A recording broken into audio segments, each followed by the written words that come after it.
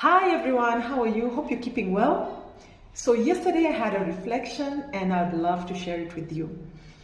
Separation and divorce, and especially in the African society, is not an easy journey. It can be lonely and difficult and draining at the same time. And some people have spiraled into depression and are treating stress-related illnesses because of the entire process and the way it can be messy. And especially if you had children and property, it gets messy. I just wanted to share with you how I have managed to remain cheerful and joyful and peaceful through the process.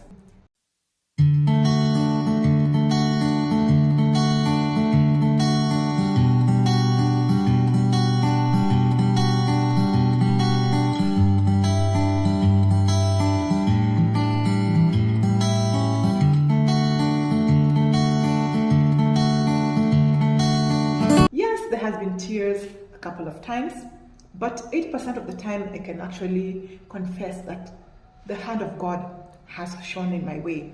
And so when I read that verse yesterday, it reminded me of the time that the separation was still fresh, and I had prayed and I kept praying and asking God to do things in a certain way, and I asked God to, because I felt so unfairly treated. I felt disadvantaged. I felt like I was suffering the heavy negative consequences more than the other person, and my prayers were requesting God to act in a certain way.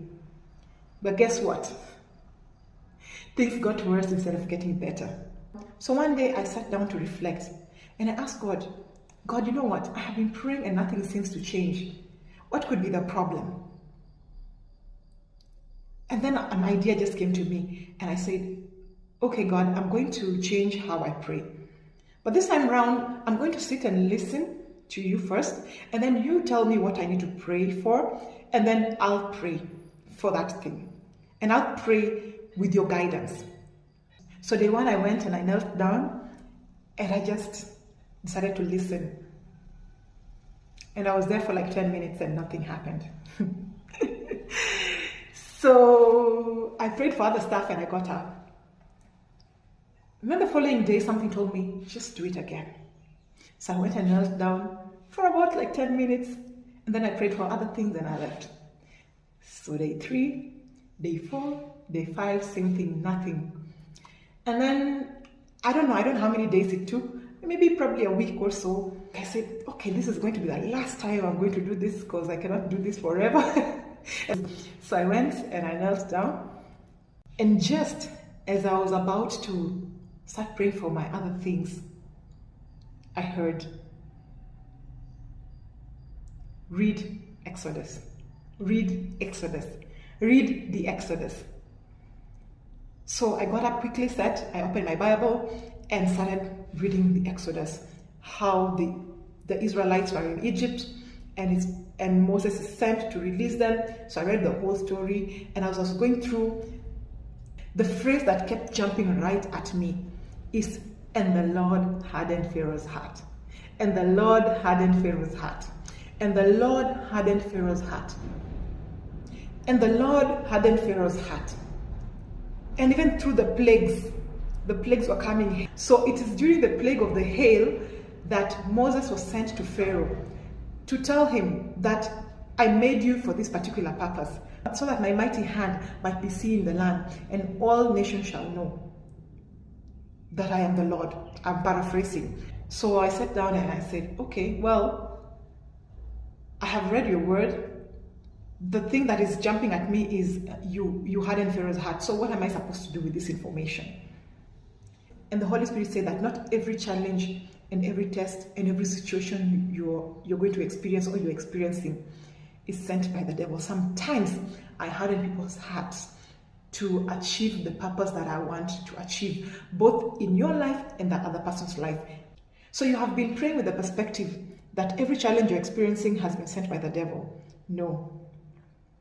I harden hearts as well. And then I said, okay, wow. So how is this important in my prayer life? So what am I supposed to pray for and pray over?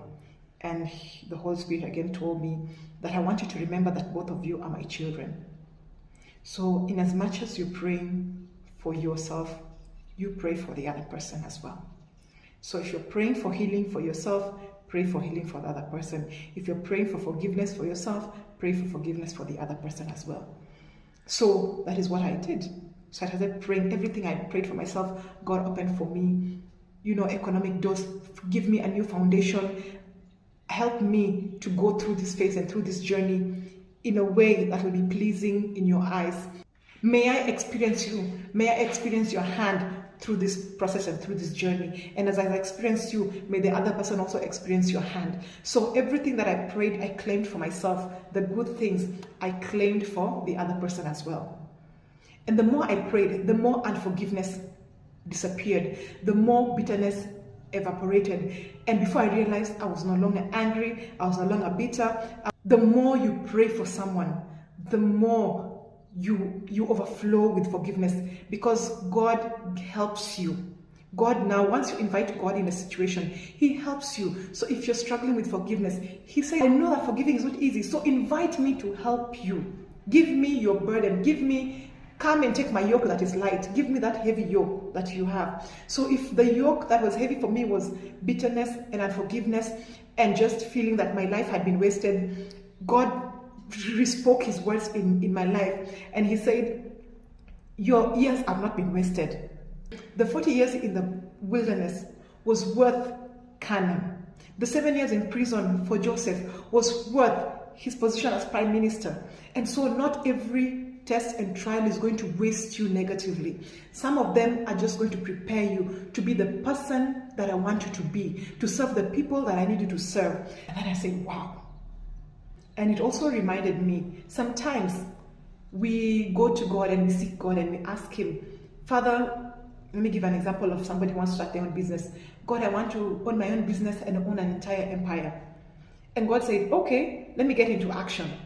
So He releases from heaven the package. And part of the package is you need to become the kind of person to be able to carry the kind of blessing that you're asking. So you start your business, you quit your job, you go and start your business, and then you go through financial challenges, your business goes near closure, you sometimes get arrested for not having this particular permit or doing business wrongly, you are betrayed by your employees, you put their trust in them and you send them with money or check and they disappear with it, and you start questioning whether God is actually in that process.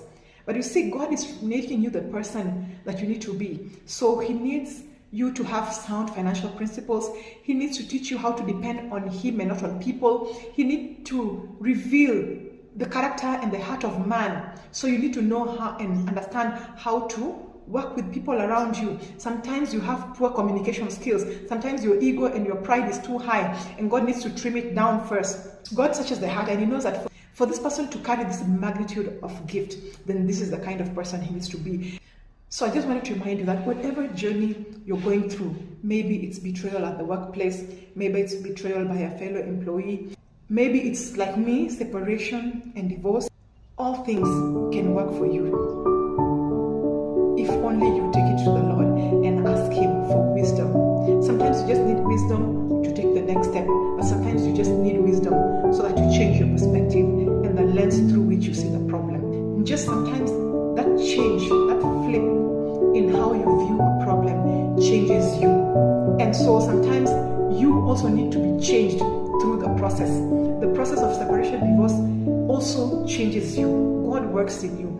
You become kinder, you become more understanding, you become extremely forgiving, but also you become more aware of who you are and who you are supposed to be and where you're going and what you need to do. And for me, as a personal experience, I have no anger, I have no grudges, I have no bitterness, because in case if you're asking maybe what about the other person, now situations are different, people are different, your case may be unique, but God Himself is pursuing everybody at an individual level. He says to everyone, behold, I stand at the door and knock. If anybody hears my voice and will open, I will come in. So if you as a person, you have the choice to open the door and let Him in. When He comes in, He's going to remove the pain, He's going to remove the bitterness, He's going to remove the perspective of wasted years, and you will start seeing God, you will start feeling like the years that you lost are getting joy that you missed all the time. You just experience fullness of joy. You start experiencing peace that passes understanding. Somebody will ask, with all this chaos, how are you able to remain peaceful and this calm and carry yourself with all this joy around every day, doing the things that you need to do? And usually I only have one answer. If you go to God and put them and table all these things, He will help you to forgive. He will remove the pain and the bitterness, and He will restore them with joy and peace. If your situation is similar, then be encouraged. Thank you.